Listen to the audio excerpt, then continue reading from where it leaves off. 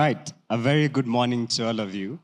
I am excited to be talking to you today about why AI transparency matters for media freedom. I really want you to hold this question, because it's a question in your heads, and let's see if by the end of the presentation you'll have a couple of answers. I'll try to go step by step.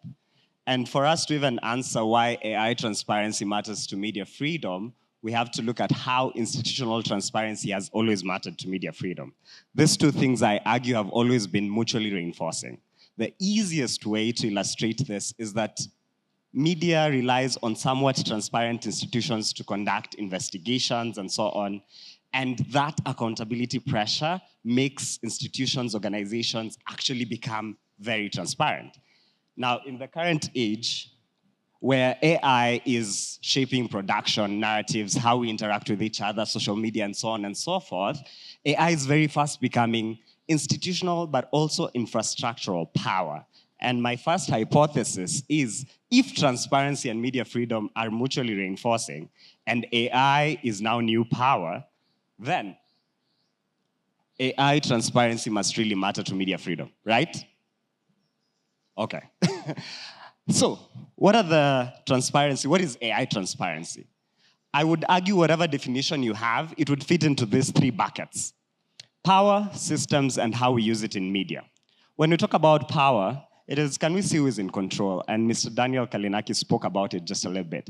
Can we see who is in control? Can we see who is owning this thing? Can we see who is funding it, who is building it, and for who? This is important because in visible ownership, we are unable to hold any power to account if we are not able to see who is in power. The next thing is systems. Can we understand how the systems work? The algorithms, the ranking generative logic, and so on and so forth. Can we see that? Because if we cannot see that, then our scrutiny of AI becomes very limited. Something interesting that has been happening a lot over the last couple of years is how is media itself using AI in its own work. We cannot expect power systems to be transparent while we are not transparent ourselves. Now, all these things are not happening, and we understand. And especially for public interest media in the global south and in Africa, power, we have access issues. We don't know who is building this thing. We don't have access to those people. When it comes to systems, it's technical gaps. We don't have the resources to actually invest in getting the technical capacity. And when it comes to AI using media, and many of us might be culpable in this, we actually use opacity as strategy because we think audiences will think we are lazy if we say how we are using AI in media. How is the audience meeting this moment? Because that is about the media space. But then how is the audience meeting this moment? The audience is not navigating power systems or using media. They're navigating content. They're seeing a lot of AI-generated text, deepfakes, videos, you name it. And now research shows that they're not looking at any content as, oh, this is AI because it has been said it's AI. They're asking one question: is this real? Is this AI? Whenever they see any content, that's the first question they ask. And how are they navigating this?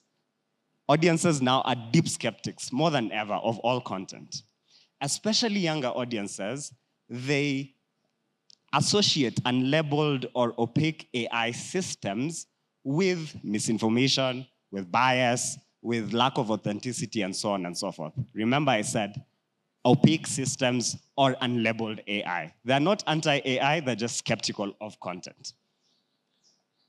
The two ways that audiences are actually navigating AI are these two things: motivated reasoning, which is beliefs. Can I use AI to justify whatever I believe in?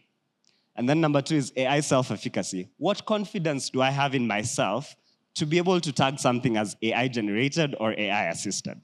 Because they lack the power, systems, and AI use in media information. So this is how they're moving. There's a very interesting case study from Sudan, actually. But I'm sure if you think about it, you can relate to something that you know in your own life or something that you have seen, probably very recently. In Sudan, in the early days of the war, supporters of the Sudan Armed Forces campaigned a lot online that the leader of RSF, Hemedi, was dead.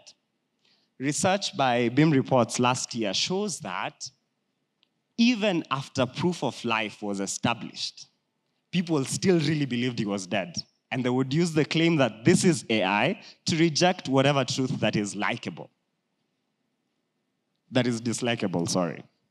So here, I argue that opacity and a lack of nuance is making audiences really to operate from a place of suspicion and skepticism first.